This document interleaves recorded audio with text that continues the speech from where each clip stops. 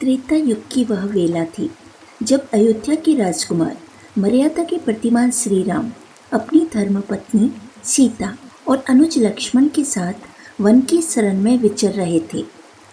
चित्रकूट से आगे बढ़ते हुए तीनों ने प्रवेश किया उस गहन वन में जिसे दंडकारण्य कहा जाता था। यहाँ ऋषि मुनि तपस्या में लीन थे, किंतु राक्षसों का आतंक उनके यज्ञों को भंग करता था। राम ने प्रण किया, मैं इस वन को भय मुक्त करूंगा, और तब आरंभ हुआ धर्म और अधर्म का संघर्ष। वन शांत था। दंडकारण्य की गहराइयों में पत्तों की सरसराहट और पक्षियों का मधुर स्वर मानो प्रकृति स्वयं तप में लीन हो। श्री राम, सीता और लक्ष्मण पंचवटी में एक कुटिया बनाकर निवास कर रहे थे। सरल जीवन, मधुर वाणी और धर्म का पालन, यही उनका प्रतिदिन का नियम था। किंतु उस दिन भाग्य ने एक नया मोड़ लिया। अचानक उस वन की शांति को भंग करती हुई आई एक भयंकर राक्षसी शूर्पणखा।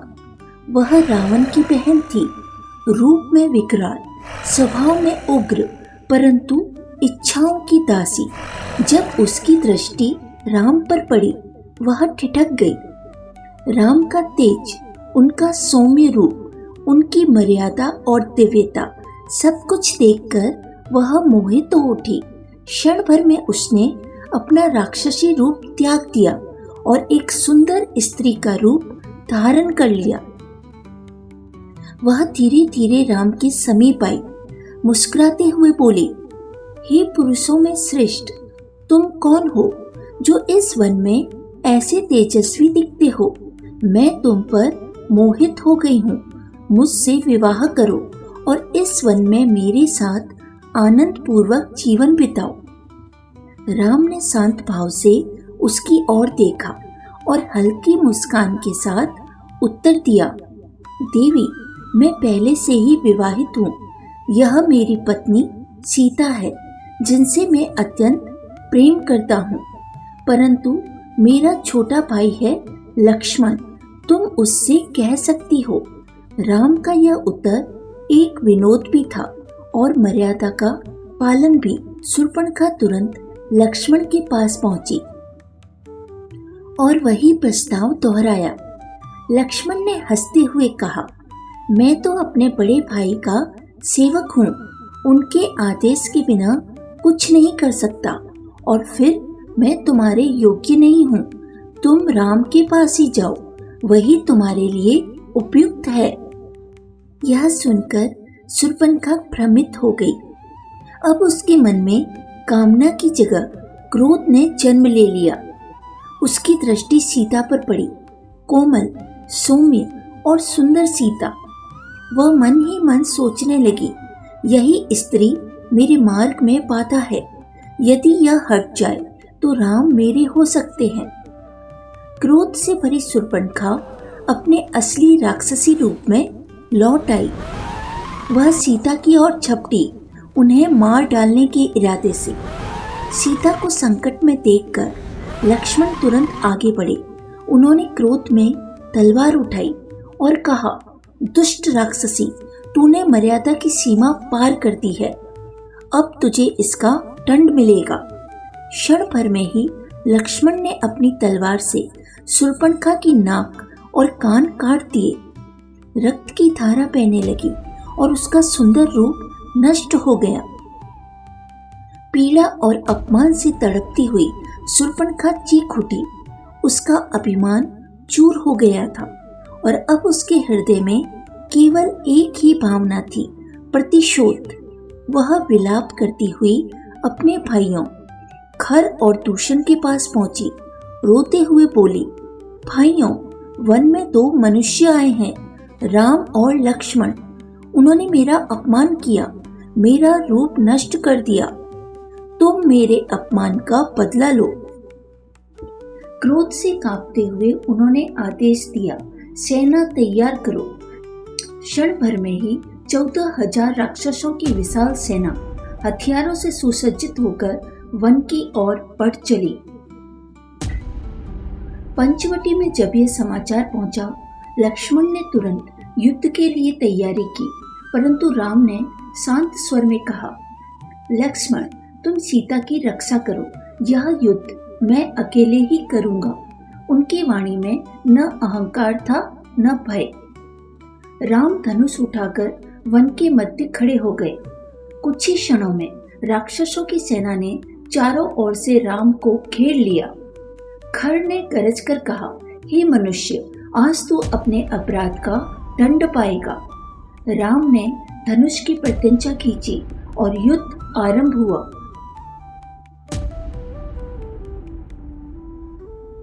दूषण, जो सेना का प्रमुख योद्धा था, क्रोध में राम की ओर बढ़ा। उसने अपने विशाल शस्त्रों से आक्रमण किया। राम ने एक तीव्र बाण छोड़ा और दूषण का अंत हो गया। अपने भाई की मृत्यु देखकर खर का क्रोध चरम पर पहुंच गया, परंतु राम धैर्य और पराक्रम के प्रतीक अडिग खड़े रहे। वज्र के समान वेग से उड़ता हुआ एक बाण राम के द्वारा छोड़ा गया, जो सीधे खर के हृदय में जा लगा। खर भूमि पर गिर पड़ा। अब युद्ध भूमि शांत थी। 14,000 राक्षसों की सेना नष्ट हो चुकी थी। खर और दूषण की मृत्यु का समाचार अब लंका तक पहुंचेगा और वहां बैठा था रावण। लंका का राजा रावण अपनी बहन के अपमान का बदला लेने को तत्पर हुआ। उसने मारीच को भेजा, स्वर्ण मृग का रूप धारण कर। वह मृग इतना सुंदर था कि सीता का मन मोहित हो उठा। उन्होंने राम से कहा, प्रभु, इसे मेरे लिए ले आइए। राम मृग के पीछे चले गए और कुछ ही समय बाद वन में आवाज गूंजी, हा लक्ष्मण, हा सीते। यह मारीच का छल था। सीता व्याकुल हो उठी। उन्होंने लक्ष्मण को राम की सहायता के लिए भेजा। लक्ष्मण ने जाने से पहले एक रेखा खींची, इस सीमा को पार मत करना। तभी एक साधु के वेश में आया रावण। भीख मांगते हुए उसने सीता को बाहर बुलाया और जैसे ही सीता ने रेखा पार की, रावण ने उसे अपहरण कर लिया।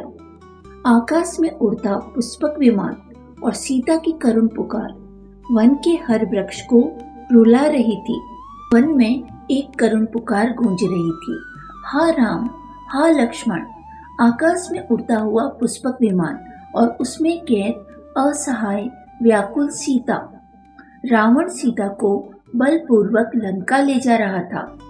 उसी मार्ग में एक विशाल वृक्ष पर विश्राम कर रहा था एक वृद्ध गिद्ध, जटायु। जटायु ने जैसे ही सीता की करुण पुकार सुनी, जटायु तुरंत आकाश में उड़ा। अपने वृद्ध पंखों में शेष बची सारी शक्ति समेटकर उसने रावण के सामने आकर मार्ग रोक लिया। रावण हंस पड़ा। उसकी हंसी में घमंड और उपहास था। वृद्ध पक्षी, तू मेरा मार्ग रोकने का साहस करता है। मैं लंका का राजा रावण हूँ। लेकिन जटायु विचलित नहीं हुआ। उसने कहा, धर्म की रक्षा के लिए प्राण भी न्यौछावर करने पड़े तो मैं पीछे नहीं हटूंगा। और फिर आकाश ही युद्ध भूमि बन गया। जटायु ने अपने विशाल पंखों से रावण के रथ पर प्रहार किया, परंतु रावण भी साधारण योद्धा नहीं था। क्रोधित होकर उसने अपने शस्त्र उठाए और जटायु पर वार करने लगा। जटायु घायल हो गया। रावण ने अपनी तलवार उठाई और एक भयानक वार किया। क्षण भर में ही जटायु के पंख कट गए। जटायु आकाश से गिर पड़ा, घायल परंतु अब भी जीवित। वह भूमि पर गिरते हुए रावण को देख रहा था। सीता रो उठी, हे वीर जटायु, आपने मेरे लिए इतना बड़ा त्याग किया। जटायु ने धीमे स्वर में कहा, देवी, मैं अपना कर्तव्य निभा सका। अब श्री राम अवश्य आएंगे।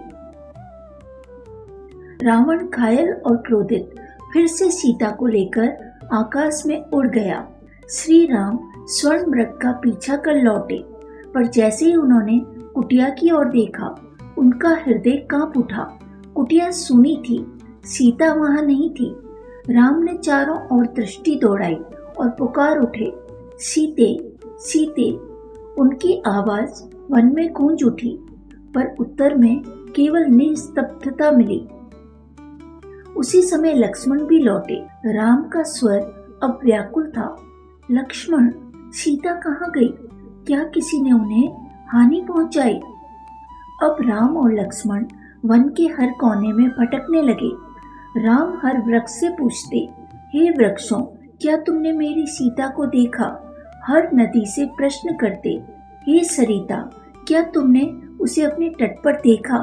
हर पशु पक्षी से विनती करते। प्रकृति मौन होकर सुन रही थी। राम का हृदय टूट चुका था। उन्होंने करुण स्वर में कहा, सीते, तुम कहाँ चली गई? तुम्हारे बिना यह वन, यह जीवन सब शून्य है। इसी खोज के बीच दोनों को एक स्थान पर भूमि पर पड़ा एक विशाल घायल पक्षी दिखाई दिया। वह था वीर जटायु।